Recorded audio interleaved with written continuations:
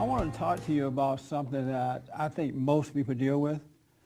And I have a couple examples, and these are true stories. And I think that most people can relate to it too, all right? But first I want to read Matthew 24 to 28. Matthew 6, 24 to 28? Yes. No one can be a slave of two masters. He will either hate the first and love the second, or be attached to the first and despise the second. You cannot be the slave both of God and of money.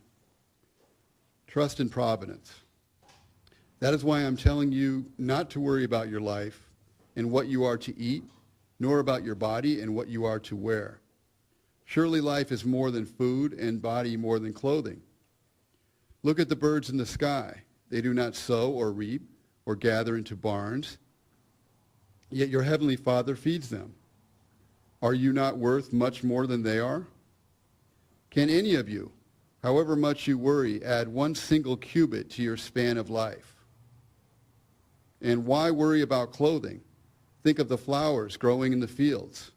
They never have to work or spin, yet I assure you that not even Solomon in all his royal robes was clothed like one of these. Thank you. All right. What I want to focus on is taking no thought about anything. Taking no thought about anything. And I saw a live experience of a person who took thought about something and almost lost what I believe was a heart desire, a gift from God. They had wanted this gift. This woman had wanted God to give her a house to live in. She wanted this house to live in. And she knew she wanted, but she waited patiently for this house to live in, right? And so finally, after a period of time, which is the right time, this opportunity came for her to get this house.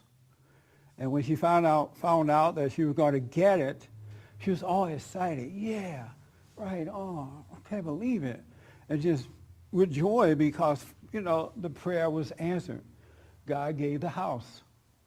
And then a few days later, thought crept in about the house. Could I afford it? I looked at my budget, and my budget said no. I went and talked to other people about their expenses, what they pay, how much they pay. And I'm just not sure now.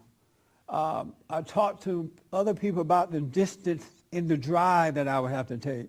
And they said this and they said that.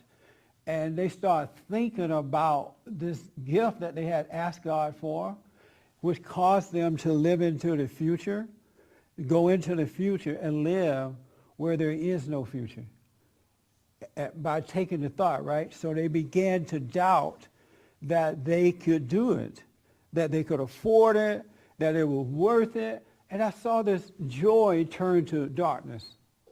I saw the eyes that was filled with joy and glazing and happy and turn to darkness and doubt and fear. Because once you go into thought about it, you become afraid, you become uncertain, you just don't know if you could do it now. Whereas before, without thinking on it, there was no doubt that it can happen because they're living for now. The gift is now. And they just totally tripped out. I mean, just lost all hope and everything. And it was amazing to see that because they went into thought about what they had asked God for. Can you imagine asking him for something?